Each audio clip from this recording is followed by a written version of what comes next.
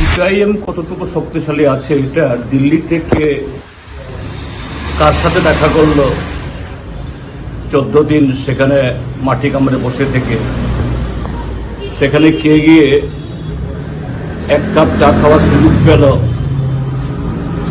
এগুলো দিয়ে কোন রাজনৈতিক দলের শক্তির বিচার হয়? শক্তির বিচার হয় ময়দানে, জনগণের মধ্যে, তার গ্রহণযোগ্যতার মধ্যে।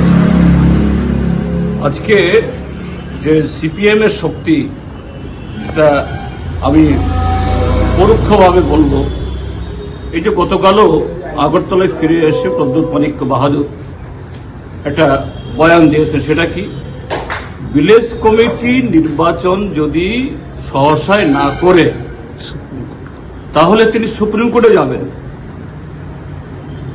তুমি তার সাথে ঘর করছো, এক থালে খাচ্ছ, এক বিছানায় ঘুমাচ্ছ,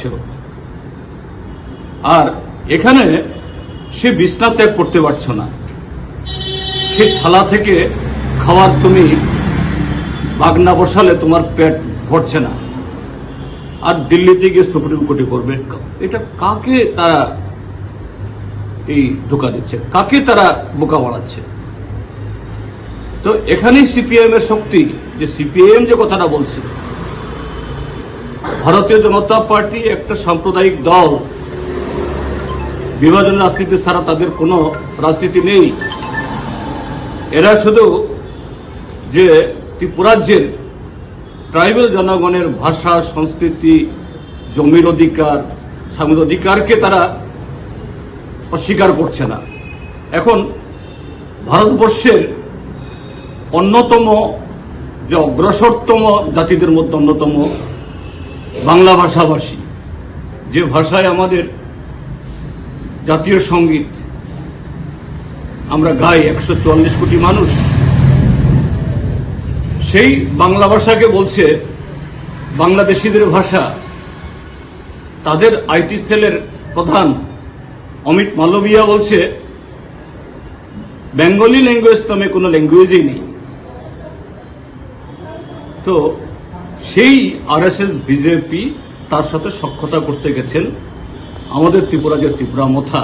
তার মানে এটা কি, এখানে ত্রিপুরাজ্যের এই এডিসি বা ট্রাইবেল নন ট্রাইবেল কোন অংশে জনগণের কোনো কল্যাণ বিজেপি করতে পারে না।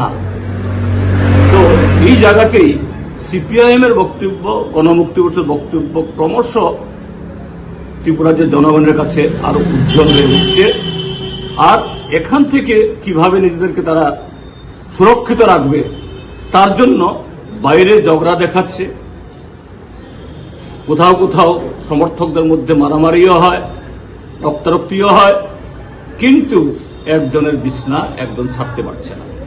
এটাই হলো যে সিপিএম কে ভয়। অর্থাৎ সিপিআইএম ক্রমশ আজকে সারা ত্রিপুরাজ্যের মধ্যে, সাময়িকের জন্য আমরা বিচ্ছিন্ন হয়ে গেছিলাম, মানুষ ভুল বুঝেছিল, এখন ফিরে আসছি আমরা, এবং আগামী দিন লাল ঝান্ডাই এই ত্রিপুরাজ্যে রাজত্ব করবে, এর সম্পর্কে কোনো সন্দেহ নেই।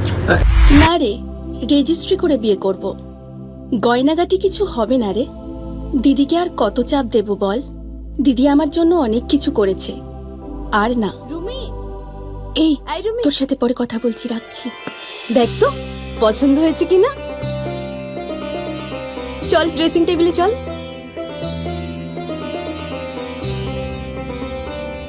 দিদি তুই পছন্দ হয়েছে? তুই নিজে বিয়ে করলি না, আমায় লেখাপড়া শেখালি, আজ বিয়ে দিচ্ছিস, মা বাবার কোনো অভাব রাখিসনি, আজ এভাবে সাজাচ্ছিস কেন? কোনো দিদি কি পারে না তার আদরের বোনের মা বাবা হতে?